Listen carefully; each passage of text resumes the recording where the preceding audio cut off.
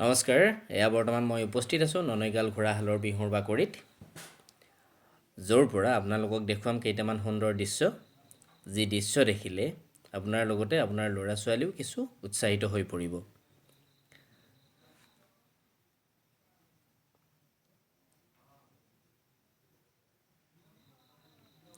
এয়া আপোনালোকে দেখিবলৈ পাইছে ৰাতিপুৱা ভাগৰ এক সুন্দৰ দৃশ্য, য'ত চিপাঝাৰ বিধানসভা সমষ্টিৰ বিভিন্ন ঠাইৰ পৰা অহা ল'ৰা ছোৱালীয়ে জীপাল কৰি তুলিছে ননৈগাল ঘোঁৰাশালৰ এই বিহুৰ বাকৰি।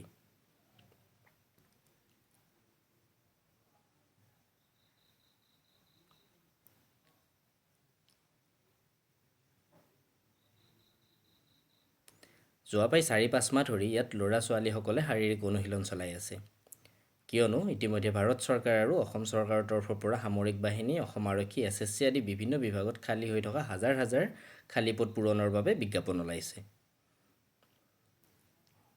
3, 4, 5, 6, 7, 8, 9, 10.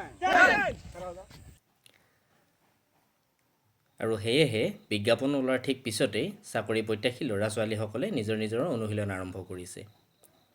সকলোতকৈ ভাল লগা কথা এয়ে যে তেওঁলোকে নিজাববীয়াকৈ ইনষ্ট্ৰাক্টৰৰো সহায় লৈছে। এয়া আপোনালোকে দেখিবলৈ পাইছে প্ৰশিক্ষকৰ সহায়ত কিদৰে শাৰীৰিক অনুশীলন চলাই আছে। এয়া ল'ৰা ছোৱালীসকলে ননৈ নদীৰ বুকুতো তেওঁলোকে শাৰীৰিক অনুশীলন চলাই আছে, যাতে আগন্তুক যি শাৰীৰিক সক্ষমতাৰ পৰীক্ষা হ'ব, সেই শাৰীৰিক সক্ষমতাৰ পৰীক্ষা যাতে সফলতাৰে উত্তীৰ্ণ হ'ব পাৰে, সেয়েহে তেওঁলোকে এক সুন্দৰ প্ৰচেষ্টা হাতত লৈ তেওঁলোকৰ শাৰীৰিক অনুশীলন অব্যাহত ৰাখিছে।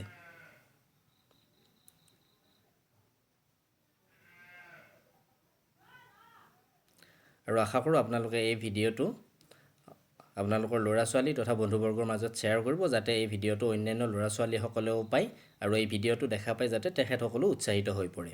ধন্যবাদ।